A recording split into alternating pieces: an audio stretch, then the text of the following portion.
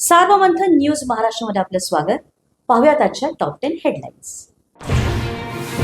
उद्धव ठाकरेंच्या युतीबाबत तुर्तास मौन बाळगण्याच्या राज ठाकरे मनसे नेत्यांना सूचना. 29 एप्रिल नंतर राज ठाकरे निर्णय कळवतील, प्रवक्ते प्रकाश महाजनांची माहिती. महाराष्ट्राच्या मनातली भावना दोन्ही ठाकरेंनी व्यक्त केली. ठाकरे बंधूंच्या एकत्र येण्याच्या चर्चांवर खासदार संजय राऊतांचं वक्तव्य. भूतकाळ विसरून पुढे जायचं ठरल्याचा दावा.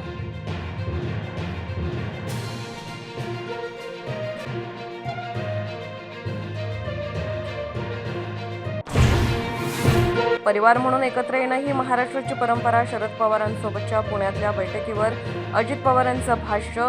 शरद पवार संस्था आपण ट्रस्टी म्हणून बैठकीला यावं लागतं, अजितदादांचं स्पष्ट होतं.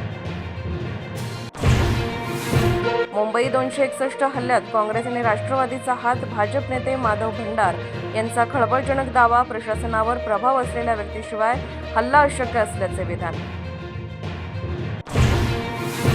चौकशी करून कोण कोण जबाबदार आहे ते शोधून कारवाई करू, आताचे उपमुख्यमंत्री आणि तत्कालीन मंत्री अजित पवारांची प्रतिक्रिया. तर आमदारकी न मिळाल्याने भंडारी वैफल्यग्रस्त. अनिल देशमुखांचा खोचक टोला.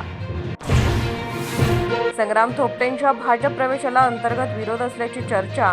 भाजप पदाधिकाऱ्यांचे चंद्रशेखर बावनकुळे यांना नाराजीचं पत्र. काँग्रेसमधून भाजपमध्ये येणाऱ्या नेत्यांवरही नाराजी व्यक्त.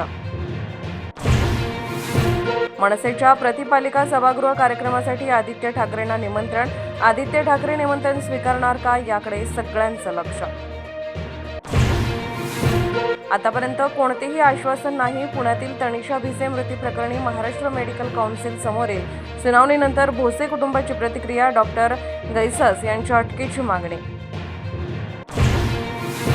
औरंगजेबाच्या कबरीची महाराष्ट्रात काय गरज. द्वारका, शारदा आणि ज्योतिषपीठाचे शंकराचार्य प्रज्ञानंद सरस्वती यांचा सवाल. कबरीबाबत फडणवीसांना अधिक आक्रमक होण्याचा सल्ला. गंगेच्या पाण्यावर टीका करणाऱ्या राज ठाकरे यांचाही समाचार. सोन्याच्या दराने ओलांडला लाखाचा टप्पा. जीएसटीचा सोन्याचा दर प्रति तोळा 1,116 रुपयांवर. चांदीही प्रति किलो 1 लाखाच्या उंबरठ्यावर. सार्वमंथन न्यूज महाराष्ट्राला लाईक करा, शेअर करा, सबस्क्राईब करा.